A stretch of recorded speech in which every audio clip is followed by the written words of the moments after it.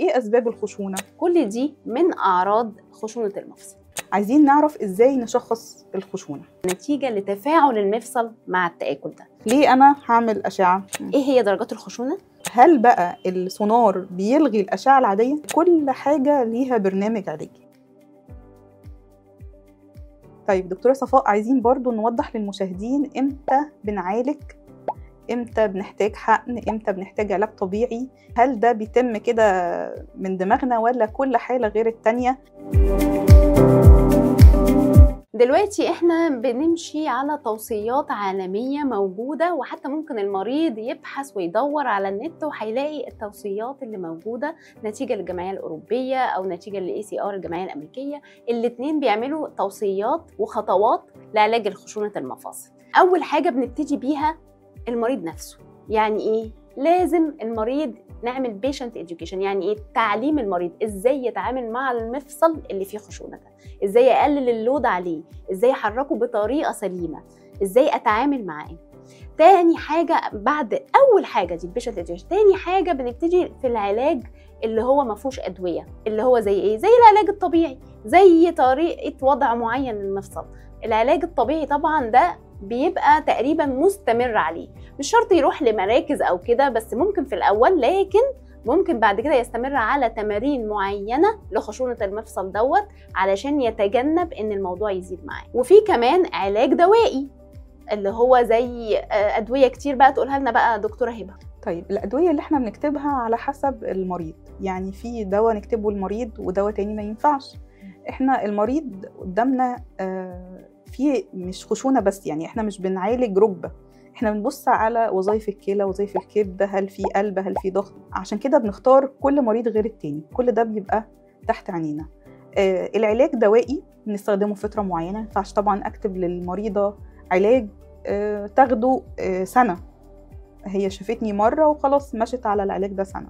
وده برضو دور الدكتور، يعني هو يوضح العلاج ده هتمشي عليه مرتين مثلا بعد الاكل، خلي بالك ده شهر وهيقف، مش تاخده طول العمر. دي اول حاجه. تاني حاجه دي ادويه مثلا اقراص او في حاجات انواع فوار، حاجات زي كده، دي برضو ممكن نكتبها في مراحل معينه. المراحل التانية ممكن نكتب ابر، يعني حقن المفصل بقى، ده هنتكلم عليه بالتفصيل دلوقتي. حقن المفاصل ده انواع كتير، كل حاله غير التانية وكل درجه غير التانية. حضرتك بس يا دكتوره صفاء توضح لنا مثلا حقن الجيلاتين، حقن البلازما، انواع الحقن. هو الحقن طبعا انواعه بتختلف على حسب ايه؟ على حسب طريقه بيعمل ايه في المفصل، بيشتغل ازاي. يعني مثلا الهيرونيك اسيد او الماده الجيلاتينيه دي حاجه زي لوبريكانت، او زي بيسبب نعومه وانزلاق كده في المفصل، زي باب كده بيزيق، فانا بزيته كده علشان ما يقعدش يحك كل شويه ويسبب مشكله اكبر. الحاجه التانية بقى اللي هي بنتكلم عنها زي البروروثيرابي او الBRB، ده بيساعد على بناء الجزء التالف في المفصل، يعني ده بيشتغل بطريقه وده بيشتغل بطريقه. طب البروروثيرابي او العلاج التكاثري دوت، ده احنا ممكن حتى بنبتدي بيه قبل الBRB علشان اسهل شويه، ومش بيحتاج ان انا اسحب دم من العيان وافصل بلازما، فاحنا بنبتدي بيه قبل الBRB علشان نحسن وظيفة المفصل. الBRB الفرق بينها وبين البروروثيرابي انها فيها حاجة زي جروث فاكتور او مواد بناءة بتساعد على بناء الجزء التالف. عكس البروروثيرابي ده انا بحفز المفصل نفسه ان يجيب لي المواد البناءة اللي تساعد على تلف المفصل.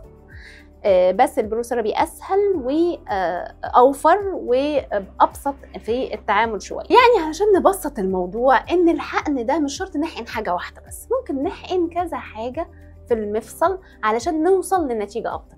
يعني ماده الهيرونيك اسيد او الماده الجيلاتينيه دي ماده بتساعد على ليونه المفصل، لكن البروروثيرابي والBRB بيعمل اعاده بناء للجزء اللي ما تم اتلافه.